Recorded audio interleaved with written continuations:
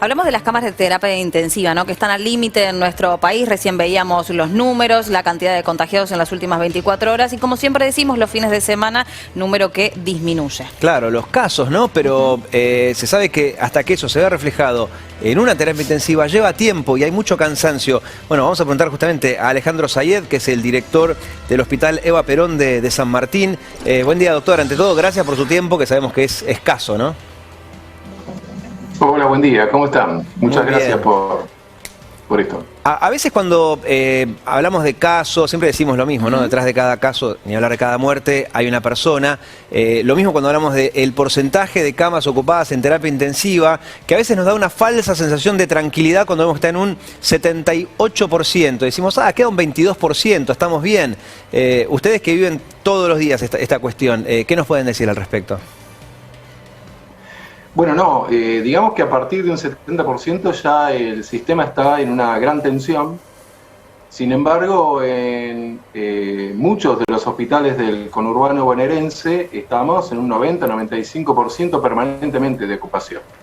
Quizás el planteo del 70% se da por un promedio de camas o de posibilidad de utilización de camas, incluidas las del shock room de guardia, que hacen que ese número, si bien es una cama que puede recibir a un paciente con necesidad de respirador, no es una cama específica de terapia intensiva. De todas maneras, lo que nos está pasando en los hospitales, o en algunos hospitales de la provincia de Buenos Aires, es que estamos en una situación de crisis, realmente una crisis muy profunda, de camas operativas, porque estamos al 95% de ocupación permanentemente. ¿Cómo está la situación allí puntualmente en donde usted trabaja, en el Eva Perón de San Martín?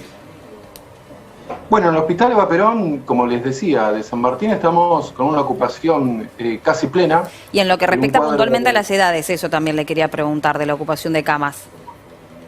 Bueno, también.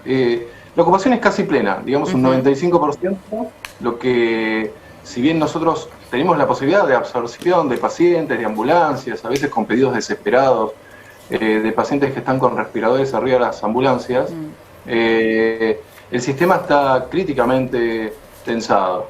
Las edades, como me decías, fueron bajando el rango etario. En esta segunda ola, nosotros tenemos un promedio de pacientes entre 58 y 60 años, lo que es diferente al año pasado, donde teníamos quizás mayor cantidad de pacientes COVID adultos mayores. Adultos mayores me refiero a más de 65 años. En esta etapa de la segunda ola se vio algo diferente, probablemente por un éxito en la campaña de vacunación en la provincia de Buenos Aires, ya que tenemos más del 90% de los pacientes adultos mayores vacunados. Y además, y lamentablemente, por un salto exponencial en la curva de casos, que hace que numéricamente el caso en toda la población, los casos sean en toda la población mayores, y así también mayor la cantidad de personas jóvenes que necesitan terapia intensiva, y que lamentablemente sigue sosteniéndose una alta mortalidad de pacientes que entran en las terapias intensivas. Los pacientes que entran en las terapias intensivas lamentablemente tienen un promedio de mortalidad de cercano al 60%. Digamos que es muy serio esto, porque más de la mitad de los pacientes fallecen que entran en terapia intensiva. Si bien la mayoría de los pacientes no requieren la utilización de esas camas de terapia intensiva, lamentablemente los que entran son muy graves y fallecen en pocos días. Sabe que hablamos con usted porque siempre decimos, no, una cosa es ver el número, otra cosa es que nos cuente alguien que está adentro. Incluso ahora que nos está contando esto, que habla de pacientes y nos da este número de que el 60% de los que llegan a terapia intensiva mueren, por supuesto nos llega mucho más. Pero incluso quería, en la medida de lo posible, dar una vuelta de tuerca sobre el tema, sin dar nombres, obvio, pero ¿recuerda algún caso particular que le haya llamado la atención en todo este tiempo? Tanto que haya tenido un buen desenlace como no.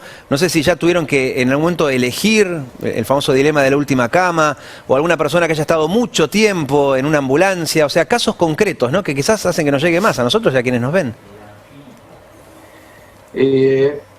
Sí, hay casos individuales que la verdad que a uno le parten el alma, independientemente de la acción objetiva que uno ejerce desde el punto de vista médico, concretamente desde el equipo sanitario.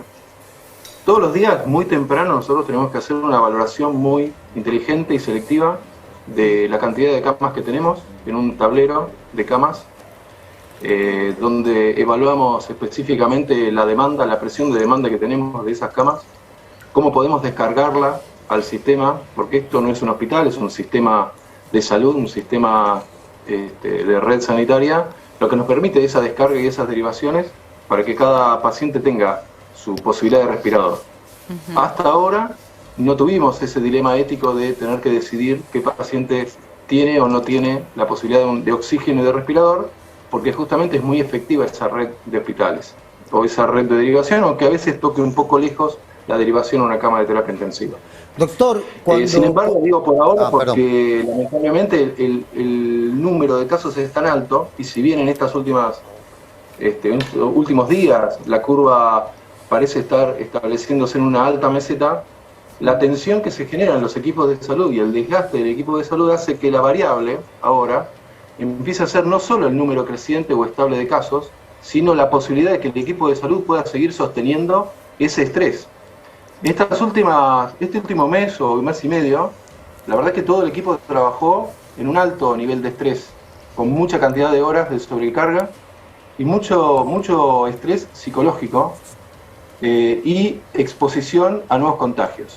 Si bien nosotros estamos todos vacunados y no estamos lamentando casos graves ni muertes como el año pasado dentro del equipo de salud, también se resienten los equipos de salud porque viven en esta comunidad, porque se contagian y porque son contactos estrechos, y eso debilita el equipo sanitario, y por eso el número de camas sigue siendo de alguna manera limitado. Doctor, justamente sobre esto que estaba planteando usted, quería como una reflexión al respecto. El año pasado yo recuerdo que, por supuesto, uno de los problemas era el número de camas de UTI, el número de la cantidad de respiradores, la disponibilidad para poder atender a todos los pacientes que llegaran a una situación de deterioro importante. Pero se hablaba también de la falta de capacitación de personal para atender esas camas de UTI, que era como uno de los cuellos de botella. O sea, fenómeno. Armamos un montón de camas, pero ¿quién las atiende? Porque las personas que atienden las UTI son realmente personas que tienen mucha capacitación. ¿Eso se pudo revertir en el último año y medio? Es decir, ¿creció el personal capacitado para atender esas camas de UTI? ¿O es una situación también que es como un cuello de botella que hoy padecemos? Las camas nosotros, por ejemplo en el hospital, las camas de cuidados intensivos las triplicamos. Y así se tuvieron que triplicar de alguna manera, no digo el número de personas que asisten a esas, de personas intensivistas que asisten a esas camas, sino que estiramos los equipos con estrategias de, digamos, justamente COVID, en los cuales por un número que está diseñado, que cada médico intensivista puede ver hasta 7 u 8 pacientes, nosotros en los casos más extremos estiramos esos equipos a que vean 10 pacientes. Así los kinesiólogos, los enfermeros, y hubo exactamente también, como decís, nuevas contrataciones, nuevas becas y designaciones en el número que se necesitó. Obviamente que la oferta que se planteó no pudo ser totalmente cumplida porque no hay tantos números de intensivistas en el país ni en el mundo que puedan abarcar a esa operatividad necesaria y probablemente de excelencia, sino que vamos a un esquema de lo mejor posible, donde por supuesto que haya supervisión de intensivistas, pero donde los residentes de todas las especialidades tuvieron, digamos, un valor enorme, entrar en las terapias intensivas, en capacitarse rápidamente, en esquemas justamente de capacitación que hicimos durante todo el año pasado. Por eso me parece que este año estamos mejor en ese sentido, independientemente de tener la vacuna, que es la ventaja enorme que tenemos este año, y la luz de esperanza para terminar con esta pesadilla. Pero este año, más allá de todo, los equipos están mejor dispuestos, tenemos mayor número de camas y mayor personal, pero aún así tenemos que seguir haciendo un esfuerzo. El número de contagios parece no alcanzar nada, por eso siempre nosotros decimos la complementariedad de medidas que tienen que ver con medidas gubernamentales hacia algún tipo de restricción en la movilidad es fundamental, porque ninguna medida sanitaria ni hospitalaria alcanza Claro. si hay movilidad social, porque el virus se mueve con la movilidad comunitaria. Tal cual. Y eso es lo que pasó en los últimos meses. Al haber mayor movilidad comunitaria, hay mayor cantidad de contagios, y eso pone en juego al sistema sanitario, al colapso, que parece una entelequia, pero pone en juego la posibilidad de poder salvar una vida o no salvarla. Gracias, doctor, por su tiempo, muy, muy claro, como Muchas siempre. gracias. Muy amable. Muchas gracias.